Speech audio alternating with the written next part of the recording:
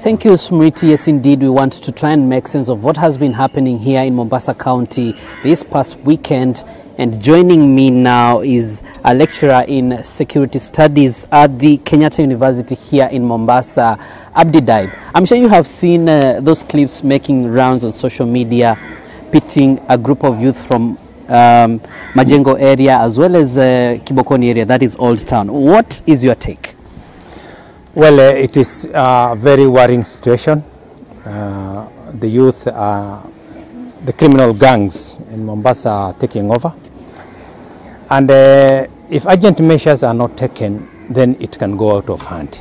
It's very serious and very worrying. This is as a result of the leftover. Because this is not the first time such gangs have been coming up. Severally.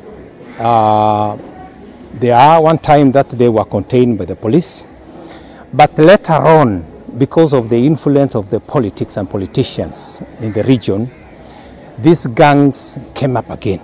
This time they came up with a lot of force, such that they are even rivaling among themselves, threatening one another. This is very serious. There are even people who are nursing wounds in hospital as we speak now.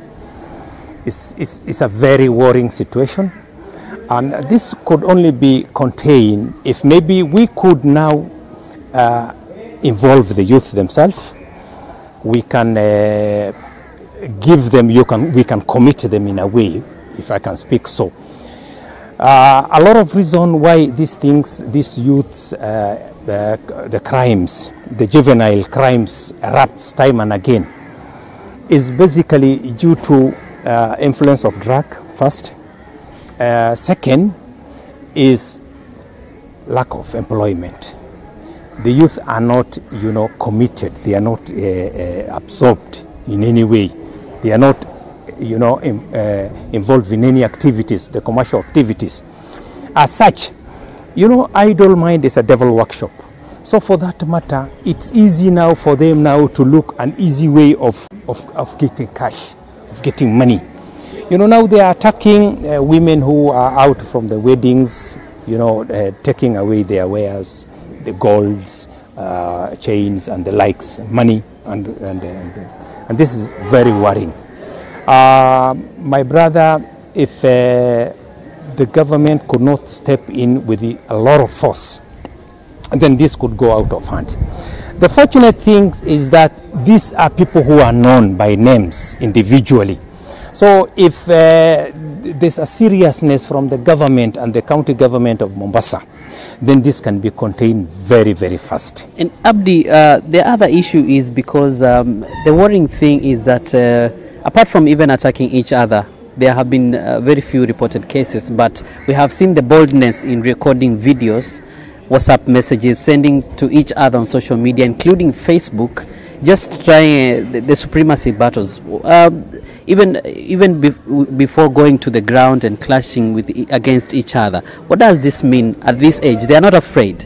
This shows impunity, and they have no fear for anybody. And for that matter, they are now bold enough to display themselves. They are even ready to say what they can do, what they are going to do. This is an act of terrorism. This is nothing short of terrorism, because exactly that how terrorists act. So we should not say it because they are their sons, they are our sons, that we cannot call them terrorists. They are terrorists of the first class. And if we are not very careful, then we might be nursing a homemade terrorist within our region, and such a group can easily be, absorbed by the likes of Al-Shabaab and other terrorist group, and be, netted in with a lot of ease, because this is what the terrorist groups are looking for. These are the groups that they can easily, feel happy to work with or to use to terrorize the resident and destabilize the government. And in view of this, maybe what should the law enforcers moving to do right now, quickly, before this goes out of hand? Well, they should stop rhetorics and act with the fastest time possible. I've seen the regional commander the other day saying that we are going to take action. What are you waiting? These are people who are known. Some of them have even availed themselves in the police stations.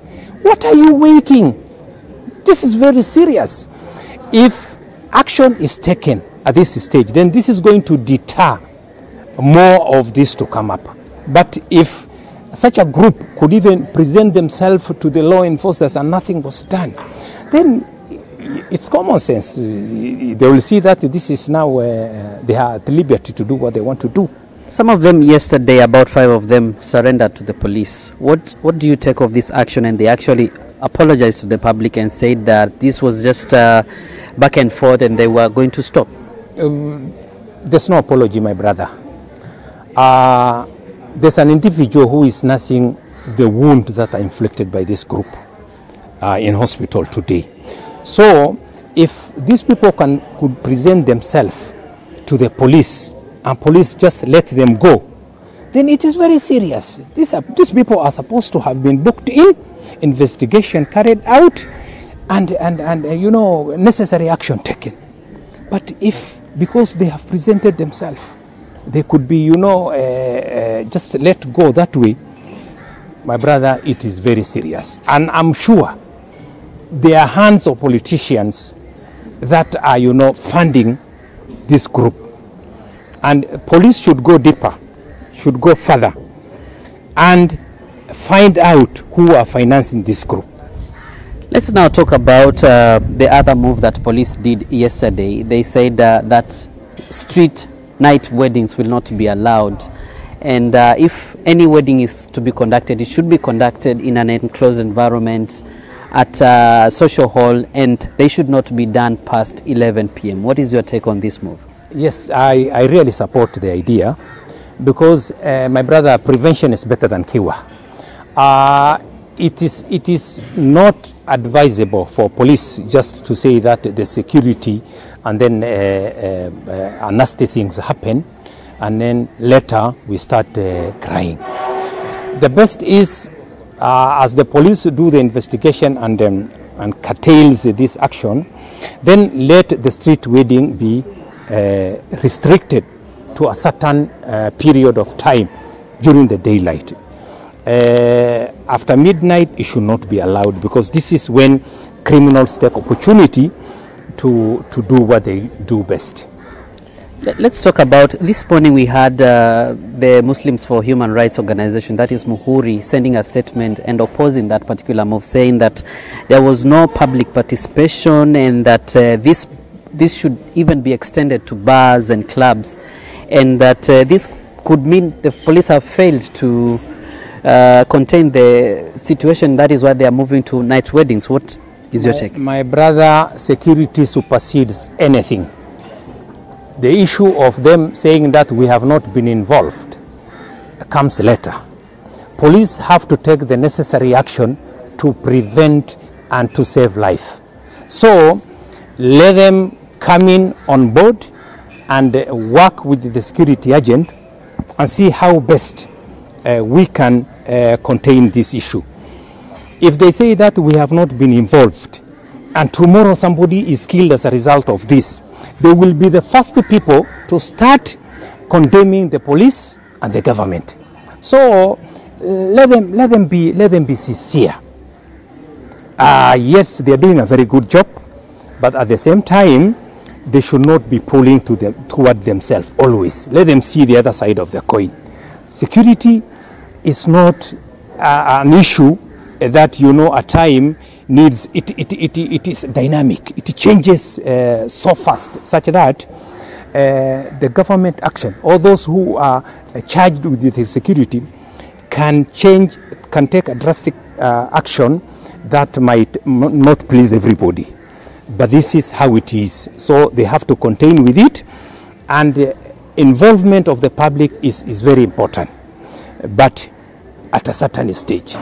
Let them come in let research be done, why this group always thrives in cost, what is, motivating them, why is it that time and again they erupt.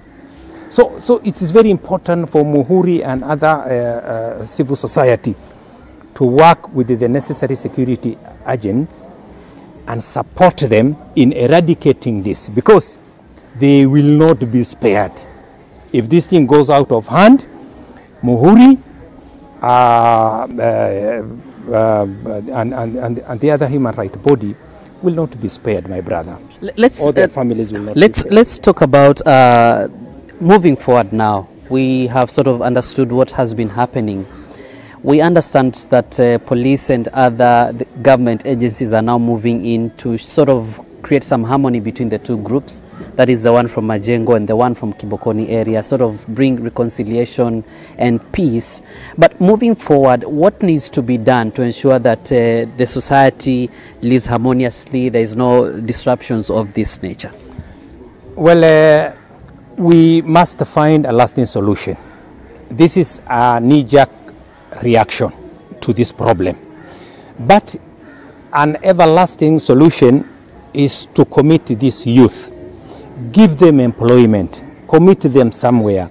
The county government, they could identify this group and give them job and make sure that they do that job that they are given. If they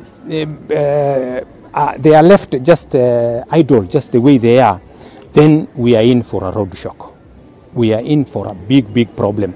So the government, in conjunction with the county government, our governor Hassan Joho, should move with a lot of speed and commit these youth. These are his voters. Let him, give them something to do in his county. The county is big enough to accommodate this rowdy youth. And in that way, he is going to help his people. We are going to enjoy even 24-hour economy. But if now, because of ragtag youth, we are told that we cannot do ABCD, this is a very serious matter. This is a very serious issue. For that matter, let him work closely with the central government, the national government, together with the county government, to find a lasting solution to this rowdy youth. Thank you, Abdi Daib, lecturer in security studies at Kenyatta University, speaking to us there and trying to make sense of what has been happening here in Mombasa in terms of security this past weekend, and saying that employment should be one of the ways that this youth could be helped in a way of to ensure that they turn away from crime. That is all from Mombasa.